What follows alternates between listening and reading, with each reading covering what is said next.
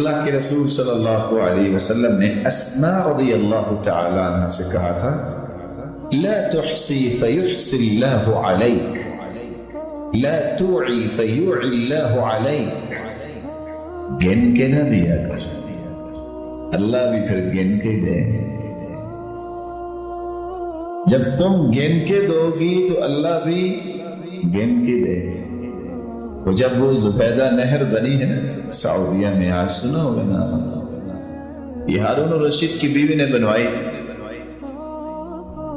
جب اس کا سروے کروایا گیا تو انجینئر نے آگے کہا کہ یہ تو بہت مشکل ہے، پہاڑوں سے کیسے یہ نہر بنائیں گے، پہاڑ توڑنا پتھریلا علاقہ ہے۔ تو اس عورت نے کہا تھا کہ ایک مرتبہ اگر پتھر کو توڑنے کے لیے ضرب لگاؤ تو ایک دینار اگر ایک مرتبہ مارنے پہ خرچ آئے گا، میں پھر بھی بناؤں گا۔ حاجیوں کے لیے آسانی ہونی چاہیے، اور ایسا ہی ہوا، وہ نہر بنی۔ جب وہ حسابات لے کے اس کے پاس آئے کہ نہر مکمل ہو گئی ہے، تو زبیدہ اس وقت دجلہ کے کنارے پہ بیٹھی تھی۔ اس نے وہ پکڑے اسی طرح سمندر میں پھینک دیا اور ساتھ یہ کہا اللہ میں نے بغیر دیکھے ادائیگی کی ہے، میرے حسابات کو بھی بغیر دیکھے جنت دے دے۔ لا تعی فیعی اللہ علیک، گن کے نہ دو۔ لیکن ایک ساتھ راز بتا دوں، یہ راز سمجھ اس وقت آتا ہے جب یقین آ جائے، باتوں سے نہیں، کتابیں پڑھنے سے نہیں، سننے سے نہیں، دل میں یقین جب ہو پھر اس کی حقیقتیں، اس کے راز کھلتے ہیں۔